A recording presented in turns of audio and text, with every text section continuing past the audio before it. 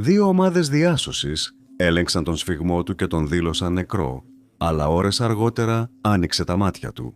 Στις 11 Μαΐου 1996, ο Μπεκ Ουέδερς έμεινε 18 ώρες θαμμένος στο χιόνι στο Έβερεστ. Η θερμοκρασία ήταν -40. Το δέρμα του ήταν μαύρο από τα κρυοπαγήματα, είπαν οι γιατροί. Κανείς δεν θα άντεχε τόσο στη ζώνη θανάτου. Αλλά γύρω στις 4 το απόγευμα, ο Μπεκ ξύπνησε ξαφνικά, νιώθοντας ζεστασιά και άνεση, σαν το φως του ήλιου να περνάει από παράθυρο στον Ντάλλας. Τότε είδε στο μυαλό του τη γυναίκα και τα παιδιά του ολοκάθαρα και μια φωνή του είπε «Αν δεν σηκωθείς τώρα, δεν θα τους ξαναδείς ποτέ».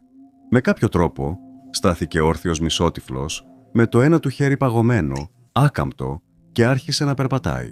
Το καταφύγιο 4 ήταν μόλις 300 μέτρα μακριά, αλλά θα μπορούσε να ήταν και 300 μίλια. Έπεσε Ρόουζ, παραπάτησε και ξανάπεσε. Μετά από σχεδόν μία ώρα μέσα στη θύελλα, ο Μπεκ μπήκε στο καταφύγιο. Οι ορειβάτες τον κοιτούσαν άφωνοι.